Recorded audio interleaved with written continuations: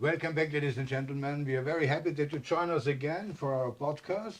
And Jens, I have to say, we found another very interesting composer from the beginning of the 20th century. No?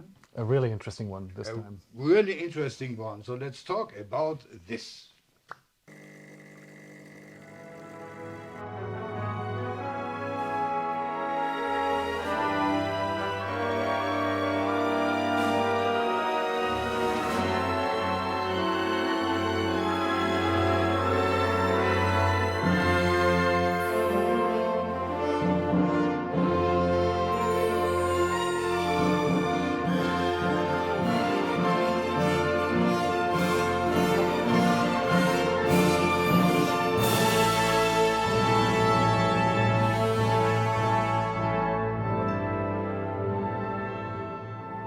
Franz Schreker. I mean, I didn't realize really he was all in this time during Mahler, Zemlinsky, Schoenberg. But we know Mahler, we know Zemlinsky, we know Schoenberg, but Schreker, not really I in think focus. I think Schreker is right after Zemlinsky. If you know Zemlinsky, then chances are high that you might also have ventured into the realm of Schreker. They were both famous for operas.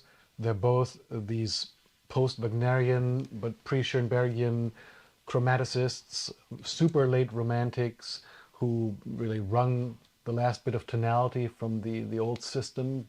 Schreker has a continuous line, Yeah. continuous development, but he stays, relatively speaking, within the late romantic idiom. Okay. So, do his first works sound different from his last ones? Yes, of course they do. Yeah, it's Everything most else of would the be compos- shocking. Yeah. But it's not wild. It's not like if you like any one of his pieces that you'd be violently opposed to listening to anything else from him. But who knows any work today from Mr. Schreker? I mean, this is so crazy. We know from Zemlinsky the how is it, the Sea Mermaid and The Mermaid? the Mermaid and the Lyric Symphony and so on. But Schreker, not really. I mean, first of all, I think to suggest that we know Zemlinsky is already probably an overstatement because a lot of people don't necessarily know Zemlinsky. But yes, he's had some famous recordings and he's sort of at the periphery of our repertoire knowledge. But Schreker has made strides since the 1970s anyway to eke out his little place, at least in the opera repertoire. Yeah. And that's where his big hits lie. And then, of course, the Decca series Entartete Musik, Yeah. which was Michael Haase's fantastic work. Did a lot with their recording of Die Gezeichneten, which is Yeah. probably his main work. Yeah. And Salzburg did that opera twice, I think, and most recently in 2005 in a wonderful, wicked, disturbing, highly disturbing production by Nikolaus Lehnhoff. I think Nagano was conducting. It's Yeah. available on DVD. It's highly recommendable. And that has catapulted is again maybe saying a little bit too much, has nudged him towards the consciousness of at least those listeners who like to be surprised by beauty, who like to listen to 20th century that's tonal, who like that teasing out of romanticism from that period. And so I don't think there's that much that separates, say, Zemlinsky from Schreker. There's more that separates Zemlinsky from Mahler. Of course, One of of course. the most famous composers. And then we're already in the niche. Of course, but I had to learn that in between 1900 and 1930, Schreker was really the most played opera composer here in Europe. You know, he had more performances than Richard Strauss at the time. Many anyway. At some points, maybe his operas were performed more often than even Strauss's. In that sense, he has got something in common with Braunfels, Yeah, whose birds were also performed an enormous amount of times at that time. And then the big veil of forgetting was drawn over them when the Nazis came and declared all that stuff Entartete Musik. And then it took forever, so at least a couple of decades, for it to emerge from that darkness. but the funny thing is, I really wanted to live at that time. You know, I mean, this is like all they were playing football together. Zemlinsky, Mahler, Schreker, and all the things. You know, so Schreker was how to say chief of choir. He founded the choir, the Philharmonic Choir in Vienna, and with this choir, he performed a lot of things like the Gurre-Lieder, like Zemlinsky psalms, and all the things. So they know each other really very, very well. You know. And those two pieces are, I think, good analogies, the Gore-Lieder and the Zemlinsky Psalms. If you know either of those, you have got a good idea what you'll find in Schreker. Yeah. Yeah. Although I'm not sure I would have liked to live at that time because it really was just a couple of years between two world wars. So Yeah. there are some downsides. So Mr. Schreker was born in, let me check, because 78. 1878 in Monaco. Oh, Monte Carlo. As Franz Schreker.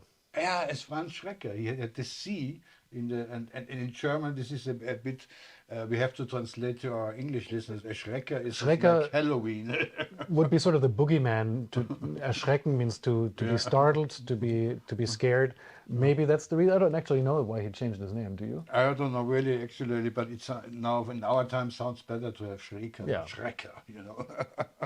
But he was. I mean, I like the young people like Schreker when they like to conquer the world. He wrote a symphony in A minor already in 1899. The symphony was never really performed except the Andante.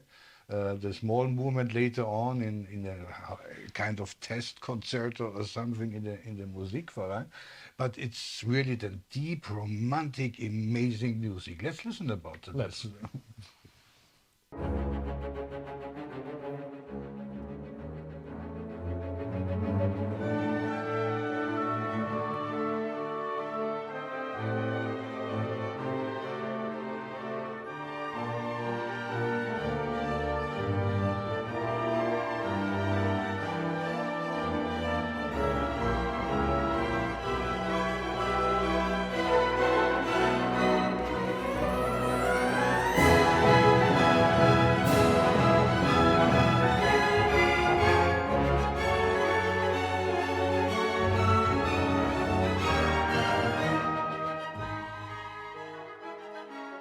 Sorry to say that the last movement of the symphony is lost, but I think already the three movements we still have here might be very interesting, you know. Yeah, and it's not bad stuff for a 21-year-old man Yeah, to have yeah. written 1899. Yeah.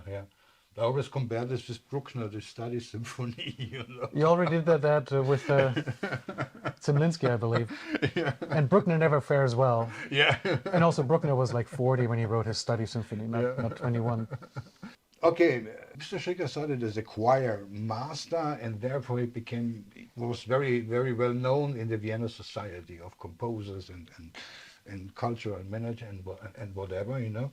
But then he started already to make his first opera, Flammen or Flames, in 1902? 1902, thank you, in 1902, yeah. I mean, there was just a concert performance in the Bösendorfer Saal.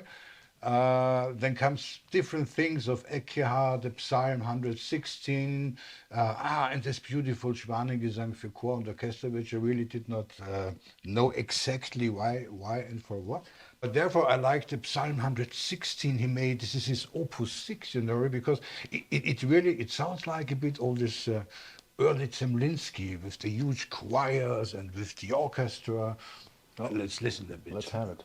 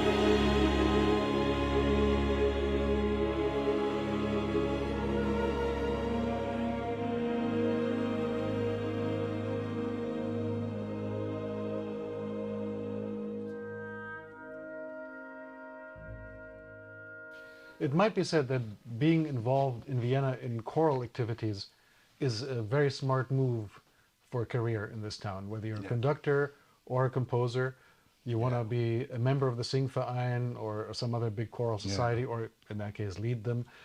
That helps.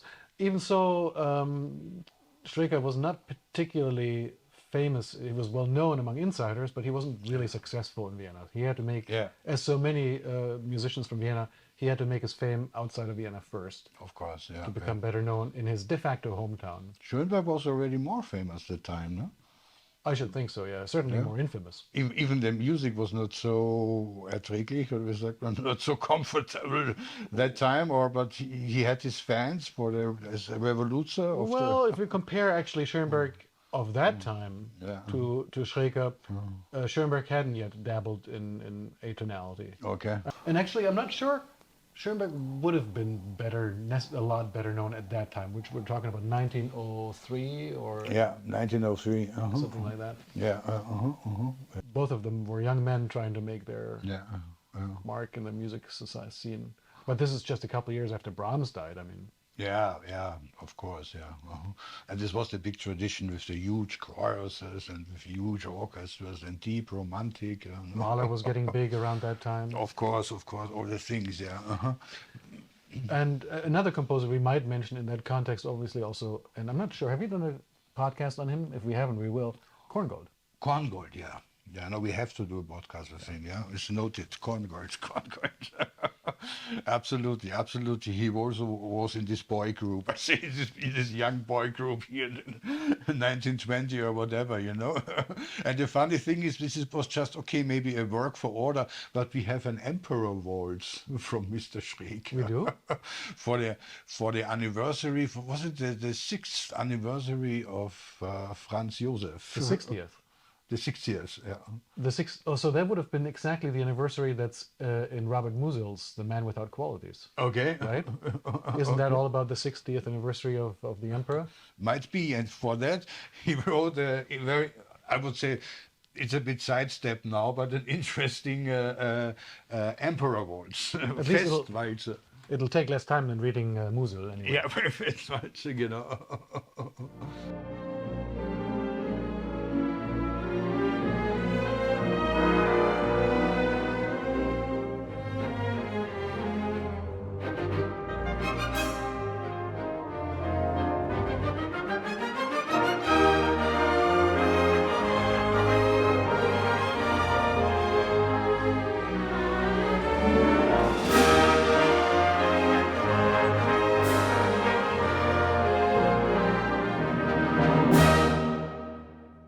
I can just see corpulent ladies and geriatric old men dancing leisurely to that music.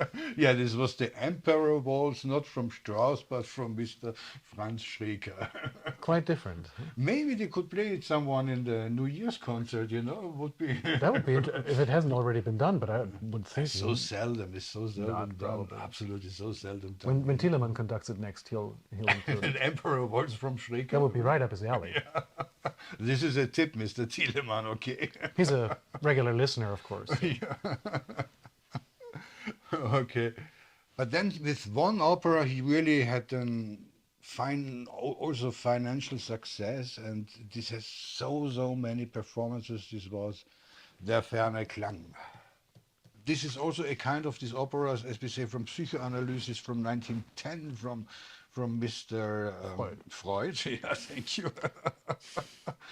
There were really many pieces, many compositions were influenced by this kind of psychoanalysis. It was in the air. I mean, there was something in Vienna around that time where all the arts and philosophy and psychoanalysis influenced each other. Yeah. And notably, Schreker always wrote his own libretti. Ah, okay. And he was rather good at it. And in fact, and we'll get to it later, again, he wrote a libretto for Zemlinsky. Ah, okay. And then it turned out to be so good that Schreker said, never mind, I'll make an opera out of it myself. Okay. and that, of course, turned out to be Die Gezeichneten. Oh, really? Okay. The marked ones. Yeah. And that's heavy stuff. Yeah. No, but anyway, in this opera, the Ferne Klang, his musical language, let's say, it sounds like this. Wer kennt sie nicht, die reizenden kleinen Blumenmädchen von Zorn? Ich sage euch Freunde, super! Doch als ich einmal einen Körper stand, einen Korb voll schönroter Rosen, da geschah das Malheur. Ihr Freunde hört, die Kleine ist heut, meine Frau, ja die Kleine von Sorek ist heut meine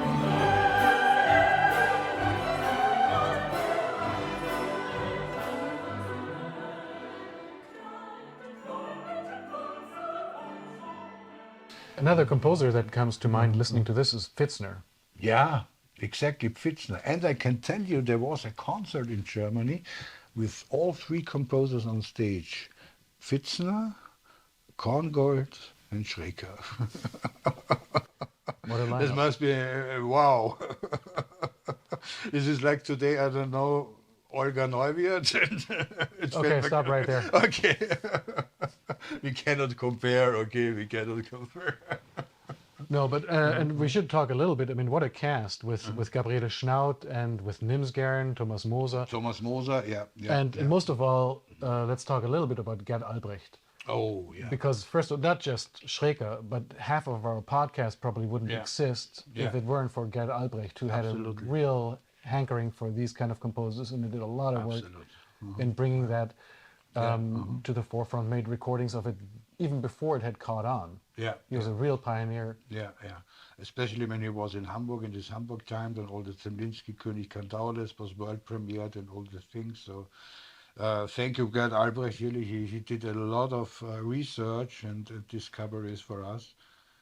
Otherwise, it would have been. And this was a studio recording, you know. This was the time where we still could do 1 week studio recording also in Berlin. This is really, really amazing, yeah.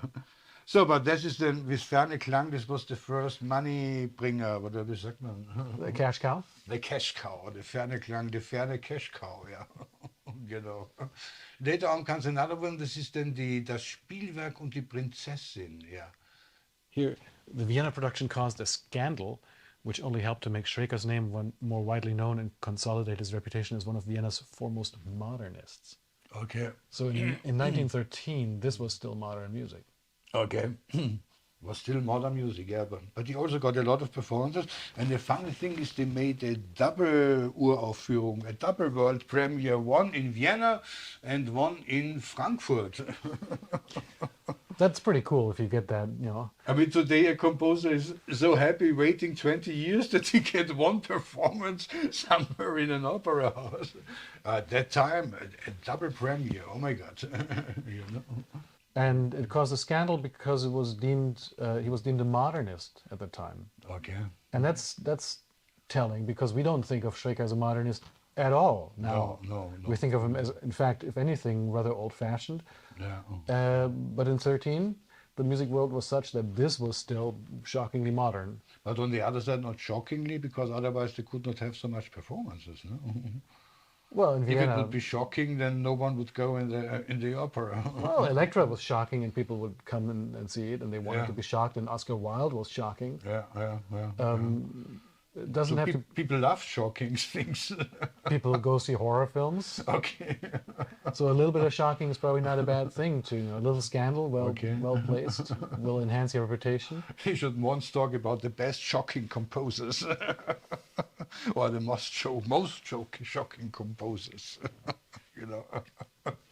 So, but then after that, only 5 years later, there comes, as you told already, die Gezeichneten. Right.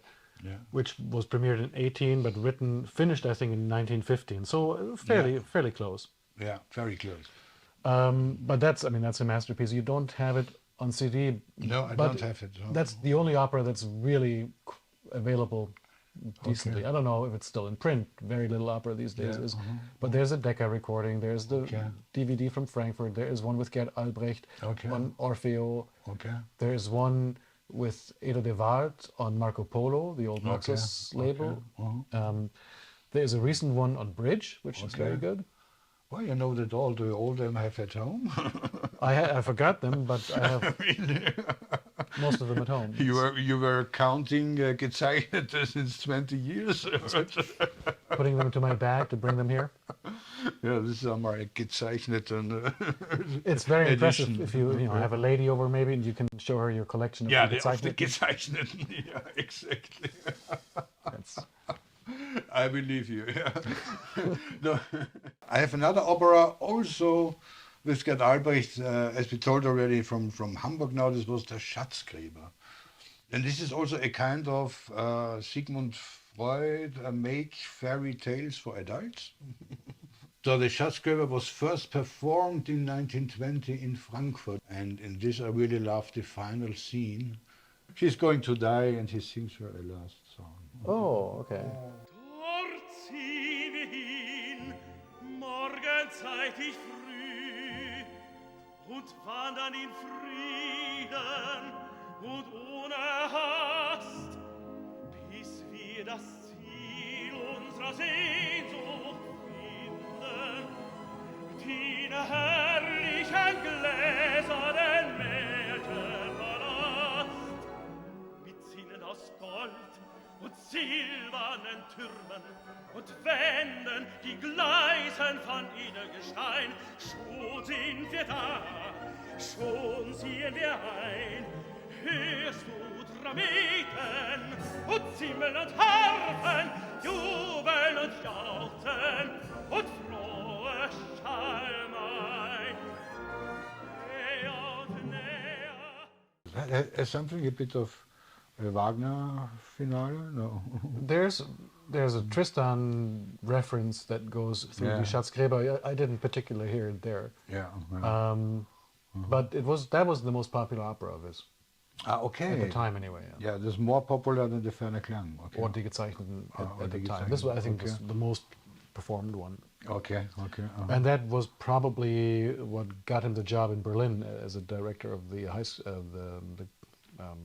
Music Academy. Music Academy, the conservatory. Yeah. The conservatory. Yeah. Yeah, really. After the first performance in Frankfurt, he moved to Berlin.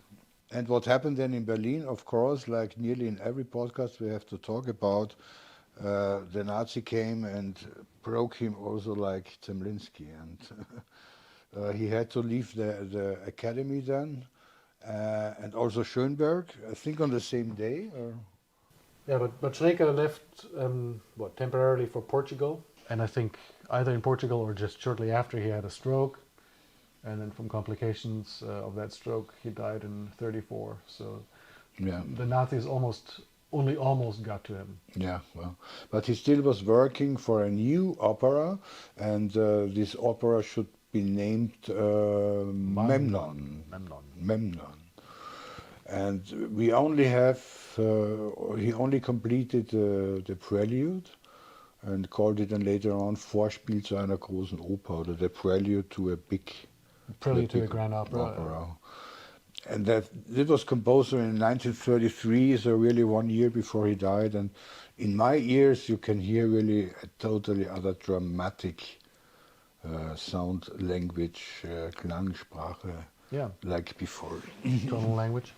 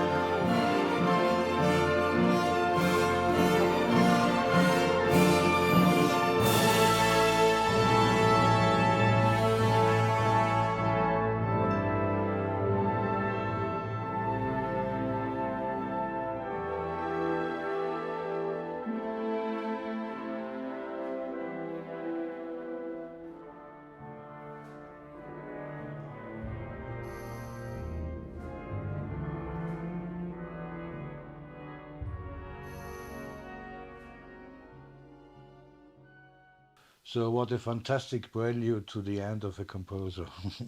Yeah, and what might have been, you can hear the Orientalism in that, the Greek mythology Yeah. that he tries to evoke.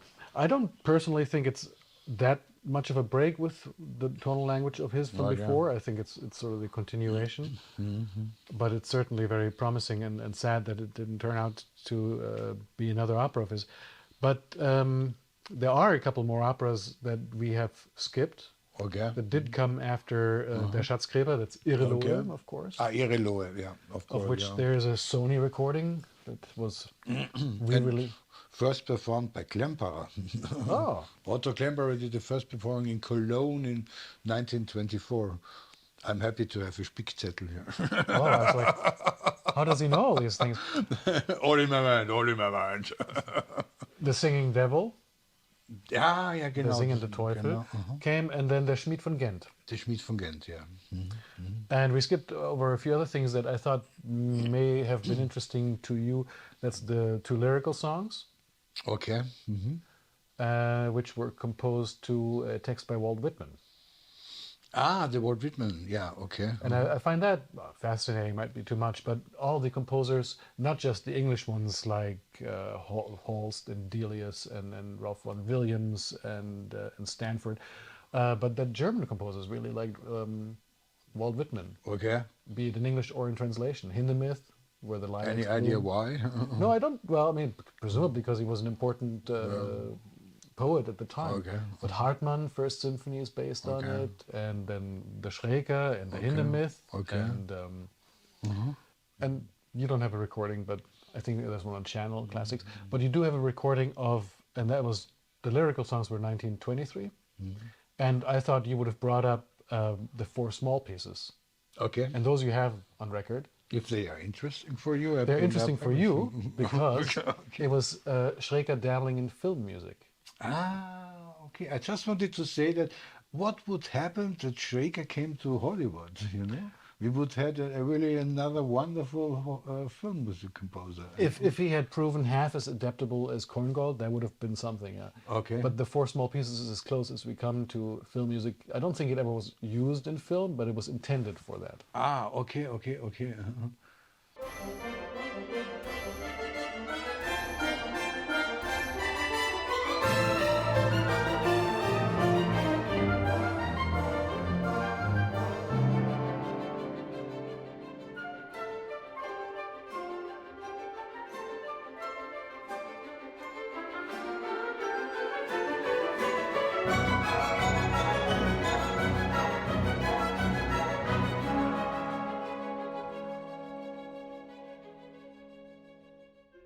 And then I think we would be remiss to mention the influence of Schreker, not so much through his music, which had been forgotten for so many years, but by dint of his students.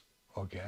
Because the list of his students is rather impressive, and it makes up like half the catalog of Entarkte Musik on Becker. Okay. There's Karl Rathaus, Okay. Ernst Krenek, Okay. there's Alois Haber, the microtonalist Yeah, of the Czech yeah, Republic, okay. Bertolt Goldschmidt, Really? Okay. there is Julius Bürger, Okay. and then two guys you would have never guessed, Jascha Hohenstein and Hans Schmidt-Isserstedt, Ah, really? who became Okay. famous as conductors. Yeah. who studied Okay. composing. Oh my God, yeah. And now, as an extra treat for the listeners that are still with us, and greetings to Argentina, to our most loyal listener, why don't you pick a favorite piece of music that we haven't listened to from Schreker to say goodbye? Okay, and this is a very good idea. So thank you very much that you still joined us. And we will finish now with the fantastic overture from 1912. Normally, an overture is at the beginning, no? So for us, it's at the end. Well, as his overture to a grand opera was his end, the fantastical overture will be our end. Okay. Well, for this time. Just to wake you up and to wake us up. Okay. Thank you very much and all the best. We'll see you next time.